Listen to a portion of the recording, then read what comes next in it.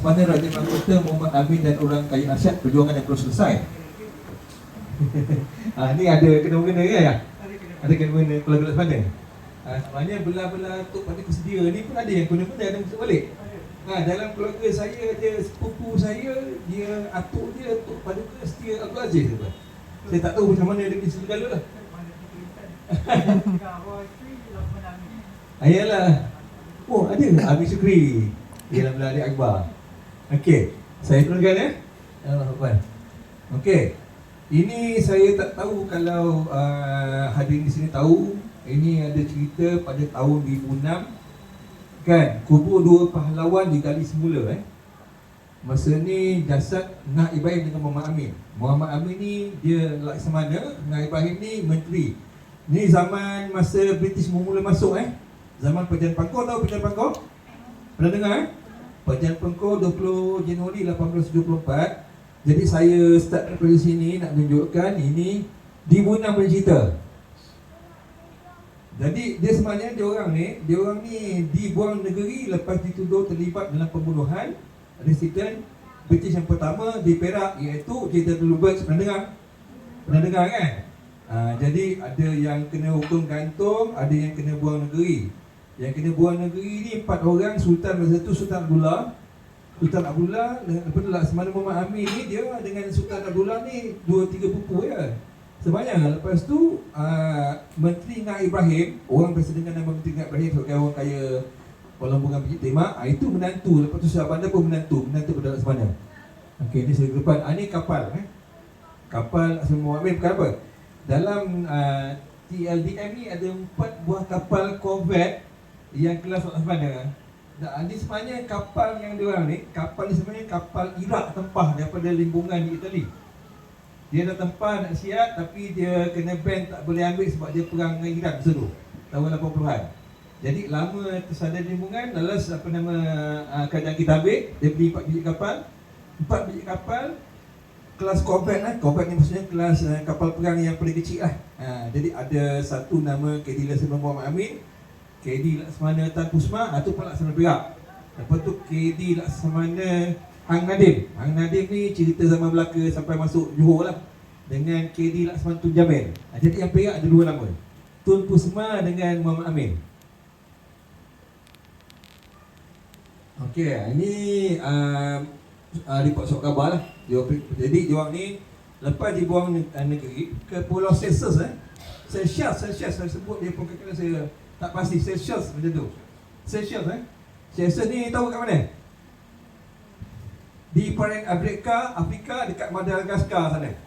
Dekat dengan Madagaskar Jadi dia buang negeri ke sana tahun 1877. Lepas tu 1895 dipindah ke Singapura. Jadi diorang meninggal kat Singapura. Jadi tahun 2006 ni bawa balik. Ni saya gambar di Bukit Candan lah. Kalau tengok tu keranda kecil sebab dia dah dimage kan. Maksudnya tulang dah pecah ke apa, Allah saya tak tahu macam mana lah. Okey, ini masa dia dalam gambar ni ada Laksamana Amin Syukri. Masa ni Menteri Tajul Rosli, Raja Muda sekarang. Masa ni dia lagi ilih, Raja Jaafar. Okey, ni cover belakang buku saya. Saya cuma nak sebut sini kan. Sejarah mengenali Laksamana Muhammad Amin sebagai salah seorang yang menandatangani Perjanjian Pangkor pada 20 Januari 1874. Beliau dikatakan terlibat dalam pembunuhan residen pertahanan British ke Perak, itu Jenderal Roberts, pada 2 November 1875, lalu dibuang ke Pulau Seychelles bersama Sultan Abdullah, iaitu Sultan ke-26 Perak, Menteri Nah Ibrahim dan Syah Bandar Udah Makmur. Sementara yang kita selalu dengar cerita Datuk Mahdi Lela, Datuk Sagor, Pandang Induk dan Seputum dihukum gantung sampai mati. Ni yang lain tu saya tak nak ni sebut daripada buku kan. Cuma saya nak sini memang saya cakap saya nak upkan sikit nama Laksamana sebab orang selalu tu cerita Datuk Mahdi Lela, Nah Ibrahim. Sedangkan Laksamana ni dia jadi Laksamana ni dia bawa 4 orang Sultan Perak sebenarnya. Daripada tahun 59 gitu. Sampailah kena buang. Jadi ini daripada keratan surat khabar saya jumpa online, memang daripada surat khabar lama digitize tahun 1986. Dia menceritakan bahawa pada tahun 1850-an masa tu Sultan Jaafar, Sultan ke-23 Perak, ayahanda kepada Sultan Abdullah di buang negeri tu, masa zaman ni dia raja muda. Dia berperang dengan Sultan ke-22, Sultan Abdullah Muhammad Shah yang di Teluk Intan tu, yang makam di Durian Sebatang tu kan. Jadi report ni menceritakan bahawa dua orang paling terselah dalam perang ni, perang saudara lah kan, iaitu Mak Namin yang kemudian akan jadi Laksamana, dan satu lagi Raja Yusof. Raja Yusof ni adalah anak pada Sultan Abdullah I di Durian Sebatang, kemudian akan menjadi Sultan Perak yang ke-27 pada tahun 1887 jadi ini antara cerita-cerita yang ni yang orang tak tahu lah. Jadi saya ambil daripada satu contohnya tulisan John M. Gulick ni dalam Embrace, ataupun apa, Journal of Malaysian Society kan. Captain Speed of Larut dia cerita sini, in the Civil War of 1850s, two men distinguished themselves. Maksudnya dalam perang saudara 80-an tu, dua orang paling terselah kan. Dua orang paling terselah, Raja Yusof. Yusof ni pun orang yang pandai berperang lah, dengan Muhammad Amin. Masa tu belum nak sebenarnya lagi. Lepas tu Sultan Jaafar, dia bila naik, dia turunkan Laksamana sebenarnya tu, Laksamana Datuk Saleh. Datuk Saleh ni kalau belah Mio, Datuk Mio tu belah dia lah kan. Jadi Sultan tu turunkan, naikkan Muhammad Amin. Satu perkara yang menarik saya tengok report ni, bila dia kata Muhammad Amin was perhaps the ablest financier among Perak Malaysia of the period. Maksudnya apa? Ablest financier, pemodal paling berkebolehan di Perak zaman itu. Sedangkan masa zaman ni Long Jaafar pun ada. Ni Long Jaafar ke moyang kan? Jadi orang biasa dengar cerita pasal Lombok, tapi orang tak pernah dengar cerita Muhammad Amin pun dah kaya pasal pemodal. In fact ada cerita lagi dia dengan Sultan kongsi apa, Lombok dan sebagainya lah. Okey, ini tak apa, ini saya ke depan. Saya sebab tak suka masa. Ini surat apa nama kuasa tahun 1809 yang diberikan oleh Sultan Jaafar kepada orang kaya Laksamana. Dia beri kawasan dia, disebutlah. Maksudnya kawasan dia tu ni dikeluarkan 26 Mac 1809. Kalau dulu tu maksudnya kawasan di bawah Kesultanan Laksamana tu, daripada selatan Kampung Gajah di Pulau Besar tu, Pulau Besar, nama je Pulau Besar tapi dalam peta adalah semuanya bentuk pulau, sampai ke hilir, sampai ke laut kan. Jadi itu kawasan dia. Jadi saya nak tunjuk apa hubungan keluarga Laksamana masa tu dengan keluarga diraja. Ini kalau ikut atas ni, Nakudi Hitam ni, dalam salah sila Laksamana ni memang kerabat Raja Bugis. Tapi kajian saya kaitan Bugis Aceh juga. Dia sebab dia ada puak-puak lain juga kan. Jadi di dalam ni ada saya tandaikan sini, Tok Puan Putih ni adalah cucu kepada Laksamana pertama, berkahwin dengan Sultan ke-18 Perak, Sultan Ahmadin. Ini salah sila Perak. Salah sila, mungkin tak nampak sangat kat sini, tak boleh jelas, tak apa. Salah sila Sultan Perak. Okey, ni lebih besar Nampak sini Sultan ke-15, 16, 17 beratur. Lepas tu yang ke-18 ni, tadi saya sebut ke-18 ni dia berkahwin dengan cucu Laksamana pertama. Maka itu bila diletakkan sebelah-sebelah begini Sultan Ahmadin dia kahwin dengan yang situ tu, nampak Tok Puan Putih tu. Maka anak dia Sultan ke-19 Perak ni dengan Alang Mahmad daripada keluarga Laksamana ni sepupu. Lepas tu ni ada belah ni Raja Ahmad ni, Raja Ahmad dengan belah sini sampai dua pupu. Maka di sini kalau ikut daripada sini Sultan Jaafar dengan Muhammad Amin ni 3 pupu kan. Sebenarnya dia ada lagi pupu belah lain juga, tapi ini yang jelas lah. Okey, apa ini sebenarnya cerita pasal penggiliran. Bukan saya tak boleh nak kupas sekarang, sebab nak cerita macam mana boleh berlaku konflik pada zaman itu yang membawa pada perjanjian Pakul sebenarnya. Saya nak turun ke depan. Okey. Jadi sebenarnya pada lepas Sultan ke-24 Sultan Ali Mukamil mangkat masa tu raja muda adalah Raja Abdullah. Dia belum jadi sultan lagi. Sepatutnya dia pergi ke Sayong bertabal tapi dia tak pergi kerana sebenarnya ada beberapa hal lah. Satu, dia takut kena serang Raja Yusof. Ni panjang cerita kalau tak kena kupas balik apa. Lepas tu satu lagi hal keluarga. Pasal isteri adalah hal keluarga tu tak sedap nak cerita. Pasal isteri kena bawa lagi jadi maka itu bila apa nama raja muda tak muncul ke Sayong, pasal adat Raja Perak sebelum sultan baru ditabal, dia kena pergi ke tempat dikebumikan sultan yang meninggal, yang mangkat Bila maksudnya kalau sultan mangkat, dia kena datang ke situ, raja muda kena tabal dulu baru dikebumikan sultan. Tapi apa yang berlaku adalah sultan Raja Abdullah dia tak datang kerana ada masalah ni. Jadi dia orang tabalkan raja bendahara tu. Raja bendahara adalah Sultan Ismail. Yang ikut salah silahnya sebenarnya tak boleh naik sebagai Raja Perak. Sebab apa? Dia dalam Perak dia belum perempuan, dia siap kan? Tapi naik. So ini semuanya ada cerita-cerita background. Jadi bila memula Sultan Ismail ni dah naik apa, kemudian timbullah, saya tak tahu mungkin sultan ke apa ke. Jadi sebab ada kali ikut Prof Abdul Zakir, sebenarnya tak. Sebenarnya Raja Muda Abdullah dengan Puak Gilik dia dah isytihar dah. Dia sini Puak Gilik dia isytihar Sultan Raja Muda Abdullah sebagai sultan. Puak sana Puak Hulu dengan tengah Hulu dengan Sultan Ismail. Cuma kemudian dia orang ni bila ada yang mengajak main kita oleh Inggeris. Jadi itu yang membawa pada perjanjian Pakor. Okey, tak apa, saya nak ke depan. Perjanjian Pakor ni cuma gambaran. Ini adalah isi buat kata yang direkod oleh lawyer Governor Negeri Selat McNair. Ini dah direkod oleh Bradel, ditulis oleh McNair tentang apa yang berlaku. Saya tak nak kupas panjang, cuma saya nak cerita kat sini. Kalau tak ada Laksamana, Sultan Abdullah tak jadi raja. Sebab apa? Bila dia nak menjawab depan governor tu kan, sebab Ngai Ibrahim dah sokong Sultan Ismail. Tapi disebabkan ada Laksamana kat situ, Ngai Ibrahim terbungkam. Kan? Jadi itu maksudnya Sultan Abdullah naik tu memang ada pandang Laksamana Muhammad Bin. Kalau tak, dia tak naik. Ini kalau kita tengok dialog kita tahulah. So saya ke depan je, kita tak ada masa sangat. Okey, saya nak tunjuk. Pernah nampak tak gambar ni? Kat internet, kalau siapa yang minat sejarah. Ini antara gambar-gambar terawal alam Melayu Ini di tengah sana duduk situ adalah Sultan Abdullah. Kalau ke kiri bahu dia tu J.W. Birch. Atas ada satu mak saleh tinggi, itu Frank Swetnam. Swetnam ni kemudian dia akan jadi orang lagi besar lah. Okey. Ini gambar ni saya tunjuk. Okey. Itu nampak Sultan Abdullah.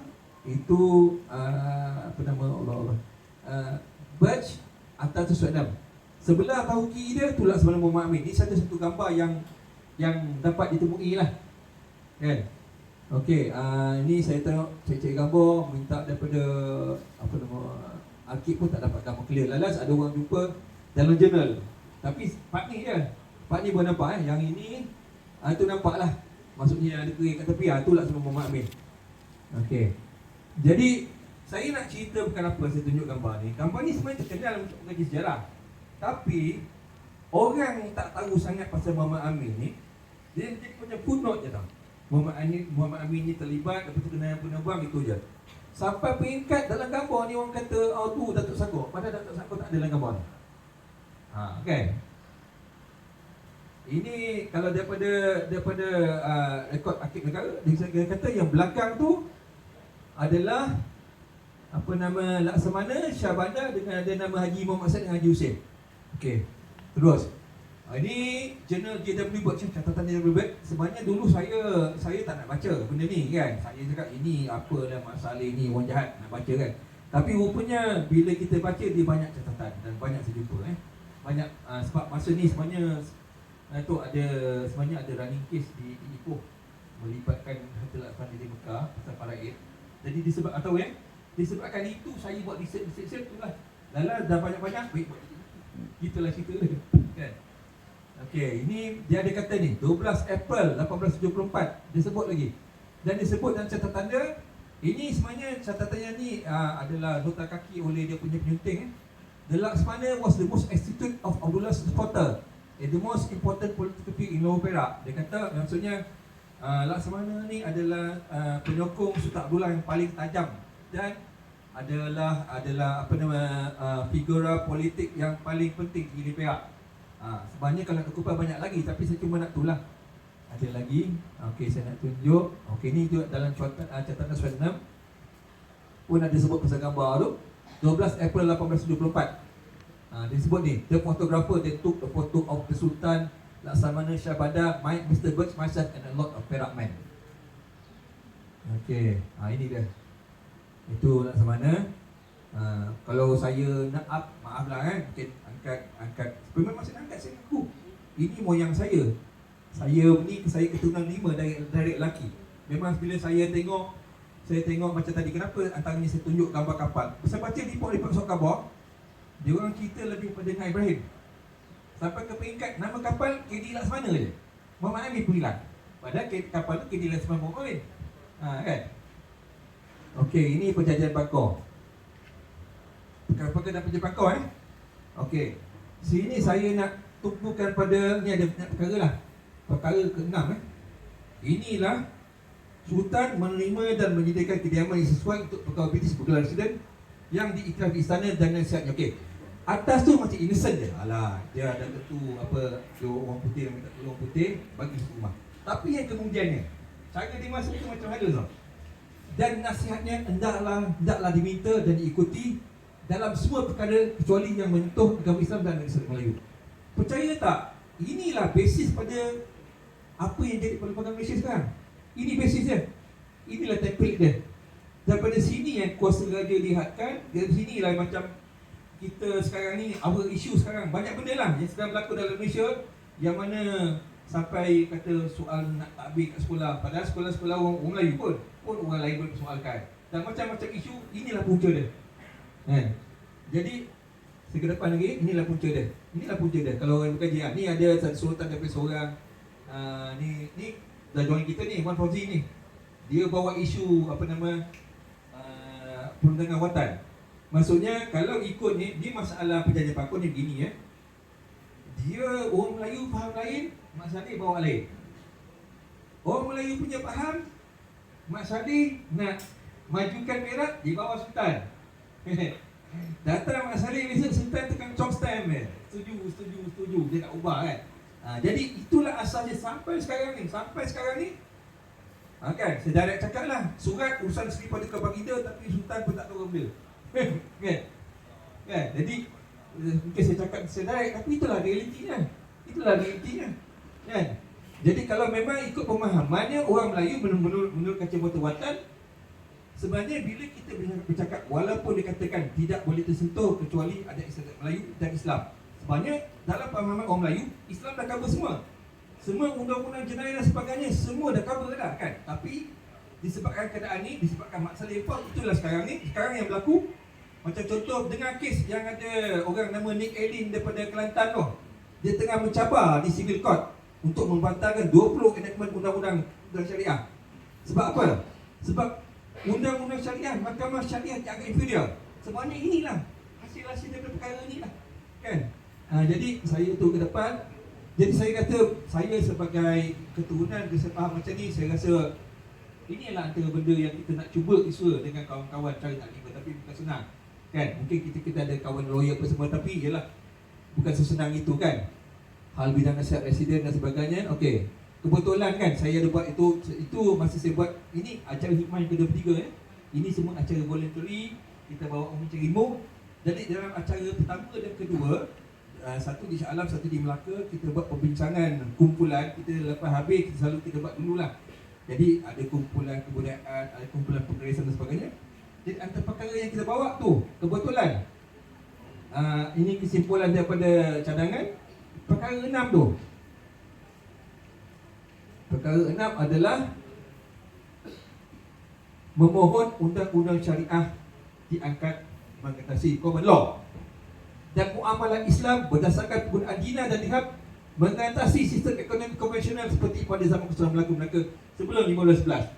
Sebenarnya banyak isu di situ Kalau saya nak kupas banyak lagi tentang sistem perbankan, tentang bagaimana dunia duit kata diterbitkan. Ini kita bincang dalam ni. Benda-benda ni yang sebenarnya mengikat kita orang Islam.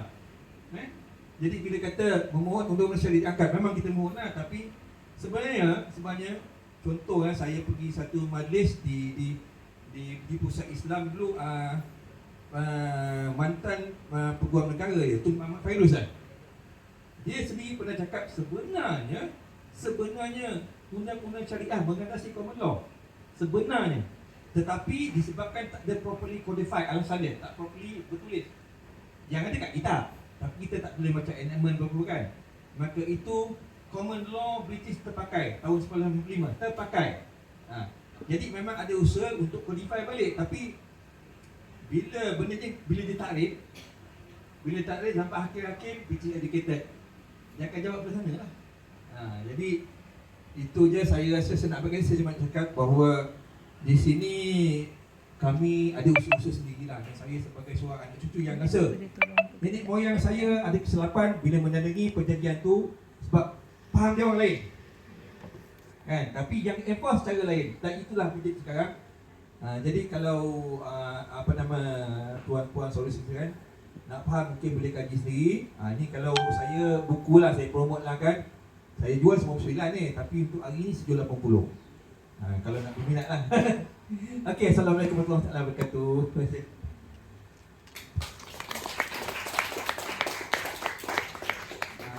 Sekarang ya, saya rasa sebab saya juga yang ni minta apa namanya ni perasmian.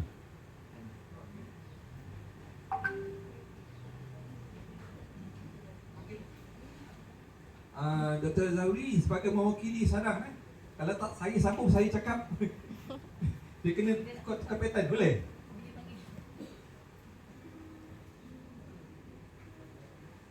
Okey, maka sekarang ni pasal perasmian oleh BBIP kita, orang kaya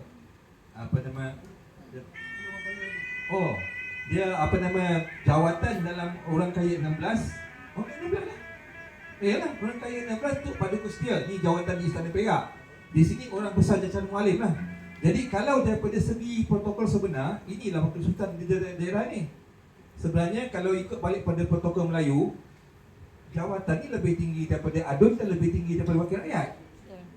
Sepatutnya begitulah. Sebab Wakil Sultan ni dengan Wakil Rakyat, pemahaman sebenar Wakil Sultan tu sebenarnya mewakili, membawa undang-undang daripada Allah. Kalau orang faham bab pengajian ni kan, yang sebenarnya Sultan bertitah tu kalau betul-betul dia tu memang dapat ada hubungan yang baik dengan Allah, maka itu, dan dia daripada atas ke bawah. Sedangkan Wakil Rakyat ni bawah ke atas. Faham tak? Ini top down. Jadi kita persilakan Datuk Zafri untuk memberikan ucapan pembukaan. Silakan berikan tepukan.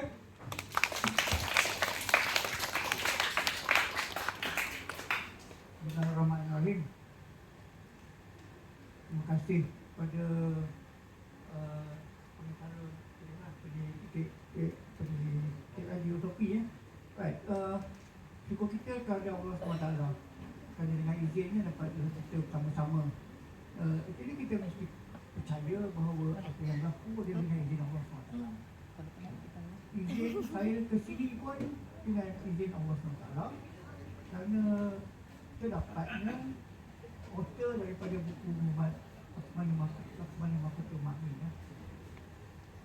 Dan juga isteri saya yang baru yang juga merupakan ada kaitan dengan punya kes kerana beliau adalah beliau Mahkamah Syariah dan beliau mengikuti perkembangan tentang apa yang berlaku sekarang ini, keluarga Laksamana Makni dengan tuntutan tersebut.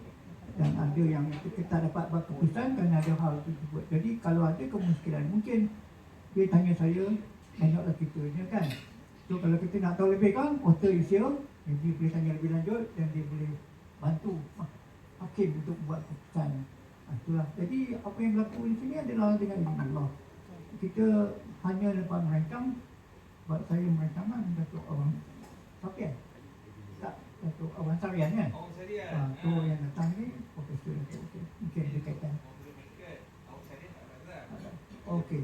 Jadi cerita dia saya dah buatlah teks ucapannya, tapi saya rasa mungkin saya nak buat apa ni sedikit kelainan sikit lah dari segi ucapan persiapan ini, iaitu buat ada menyentuh Laksamana Makmin dan menyentuh keluarga Allah isteri, kerana dia adalah tamu kepada Laksamana Muhammad Fahmi Fakri. Dan memanglah dari segi hal-hal kaitan dengan keluarga itu, saya dah baca buku ni sebab saya nak menyeliti dan menyelidik dan keluarga arwah, kerana ini ada kaitan dengan arwah isteri dan juga anak saya. Anak saya sebab dia pun ke situ. oleh Laksamana Amin. Laksamana Amin Fikri. Bukan yang Laksamana Amin ya. Laksamana Amin tu mungkin water is related. Tapi kaitan saya dengan kerabat Laksamana Amin Fikri. Sebab dia merupakan empat perkara. Dan oleh itulah banyak perkara yang berkaitan dengan tradisi pembesar, tradisi raja, dan perlu kita lepas dan perlu kita mendidik dan perlu kita ambil pengetahuan. Kerana kita punya budaya, tradisi, warisan dia melambangkan identiti kita, identiti jati kita, asal usul kita sebagai orang Melayu. Dan walaupun di negara Malaysia ni kan pelbagai etnik, pelbagai bangsa dan membawa budaya dan tradisinya sama juga dengan orang Melayu, bahawa orang Melayu pun mempunyai etnik-etnik itu sendiri, seperti ada yang datang daripada Rawa, datang daripada Mandaling, Bugis dan sebagainya, Banjar dan sebagainya. Jadi mereka bawa tradisi budaya adat bersama. Dan di sini kita hari ini saya nampak apa yang berlaku dari segi anak seni sarang yang memperhebatkan tradisi kita ni untuk memperkenalkan kepada generasi yang muda ni untuk lebih mengetahui dan juga akan mengetahui lebih daripada asal usul kita kan Melayu. Dan saya pun teringat tadi sejarah profesor dia ada kata tentang migrasi orang Melayu. Jadi kalau ikut buku tu pun ada mengatakan bahawa dia punya origin of Malay tu datangnya daripada Riau, Melayu Bugis, Melayu daripada Aceh. Dan sebagainya ni jauh. Dan apa yang sebenarnya berlaku adalah kemajuan masyarakat Melayu itu sendiri. Tapi asal usulnya kita jangan lupa bahawa kita ni asal usul daripada Melayu Nusantara. Dan dari situ adalah tradisi-tradisinya yang harus kita kena mengenalinya, dan juga tradisi-tradisi kebesaran Sultanah Melayu. Bagaimanakah terbentuknya Sultan Perak yang ke-35 sekarang ini, siapa usulnya, dan perlulah saya katakan bahawa waris legacy Kesultanan Melayu sekarang ini adalah daripada follow dia punya Twitter tu dua tajuk lah pasal yang sebelumnya Perak, yang sebelum tu pasal Rabiah. ada salur-galurnya. Jadi hanya selepas Sultan ke-16 ada yang berhak daripada Sultan apa dirajakan. Betul kan? Jadi karenanya Haji Muda Ahmad dan juga Sultan Jaafar yang ke-28 adalah adik-adik. Dan salur-galur isteri saya sebelum Sultan Jaafar tadi tu, Sultan yang ke-8, iaitu ada isteri yang ke-3 iaitu Alamas, yang juga Sultan Murtaza dan dengan Raja Muda mereka satu kerabat dengan awal isteri. Jadi itulah kerana itu saya menyiasat dan mengenali tentang asal usul keluarga-keluarga Amin Fikri. Kerana dia adalah berkaitan dengan Allah dan juga salah silap kepada anak saya yang akan menjadi waris kepada itulah. Dan itulah sebabnya saya sangat berminatlah tentang apa yang dikatakan oleh orang Merah Silu tadi ya. Saya dah bacalah kenapa orang Silu tu terbit, dari mana datangnya, kalau ikut-ikut tu kenapa dia tetap ya, yang juga memerintah. Jadi Laksamana yang pertama daripada Pakanatu sampailah ke Biduri. Itu perluasannya betul. Dan ada satu kali saya diminta untuk di ziarah kota Laksamana di Tungkai, di Tiang Utara. Ada lagi kesan-kesan Perak itu. Itu pelabuhan yang besar pada waktu itu. Kapal-kapal yang masuk di Tungkai. Kalau kita mengikut ziarah itu, kita dapat itu tak seperti mana yang ada dalam sejarah. Adalah agensi disiplin dan sebagainya. Kalau boleh, kalau balik silver itu betul-betul sejarah Melayu. Jangan ikut sejarah sekarang sebab mungkin ada masuk political isu dan sebagainya. Tapi sebenarnya kita mesti lihat Melayu itu sendiri, sejarahnya bagaimana yang sebetul-betulnya kita mempunyai hak ke atas. Itulah kita punya asal usul kita. Tuan-tuan untuk perempuan, terima kasih saya ucapkan kepada Hikmah. Hikmah tadi saya lihat amat tempatan sekali tentang dia punya matlamat visi penubuhan, iaitu cuba menaikkan balik mahkamah Syariah sebagai salah satu daripada common law kan. Sebab memang sebelumnya pun, sebelum adanya common law, undang-undang Azan kejap. Terima